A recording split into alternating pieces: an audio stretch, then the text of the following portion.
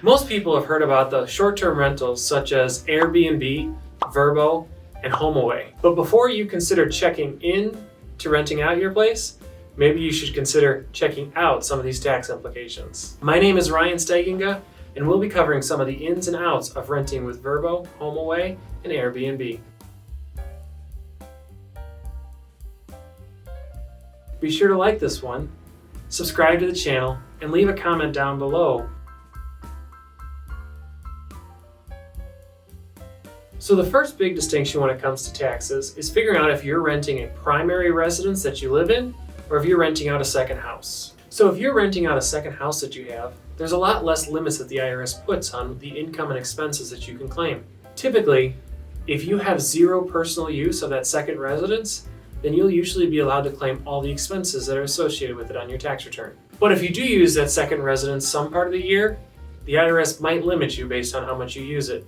Typically, the IRS will limit it based on the total number of days you used it in relation to the total number of days that it was rented out. If you rented out that property for 344 days and then you used it for another 21 days, then you'd be limited to 94.3% of the expenses that you incurred throughout the year. The key here is that it's not based on the number of days that it was available for rent, but number of days that it was actually rented.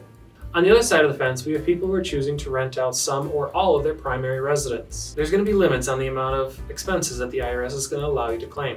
Typically what they'll say is that it's either the greater of 14 days or 10% of the total number of days that the property was rented. So for example, if the property was rented 100 days, the greater of that would be the 14 days, since 14 is more than 10. Let's say the property was rented for 300 days, then the greater would be for 30 days.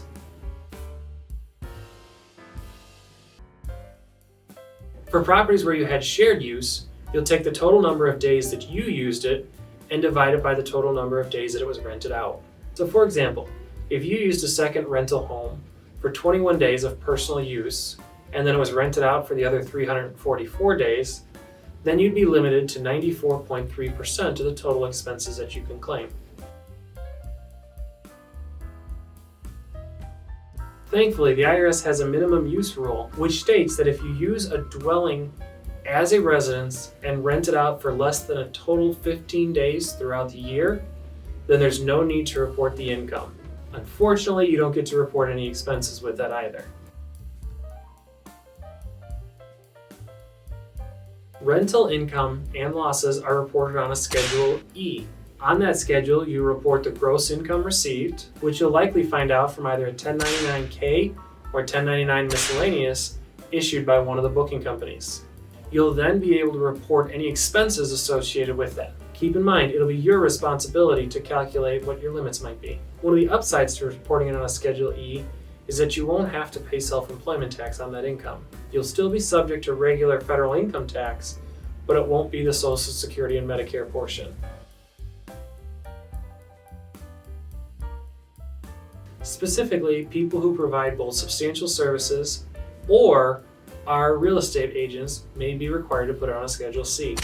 So the idea behind that is that somebody who provides substantial services is actively participating in the business. Likewise, real estate agents are also actively participating and therefore need to report it on a Schedule C. While filing a Schedule E and Schedule C might seem straightforward, it might be best to consult a tax professional.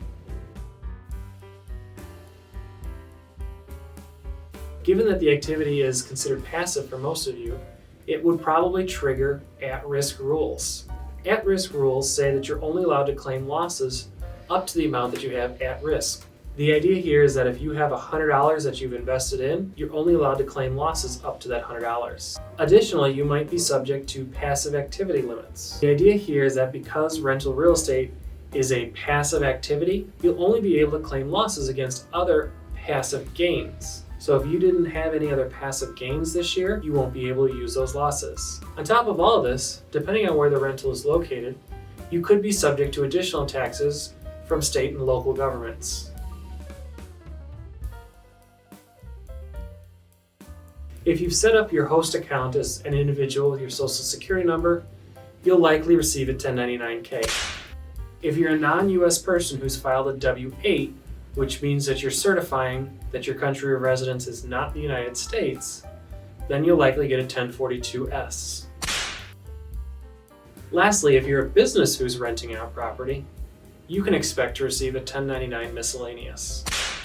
So before you consider renting out that second vacation home, the room above your garage, or an extra bedroom in your house to help make the mortgage payment, consider the tax implications that might cause you a headache down the road. If you've made it this far in the video, be sure to like this one, subscribe to the channel, and leave a comment down below if this helped you when dealing with Vrbo, HomeAway, and Airbnb.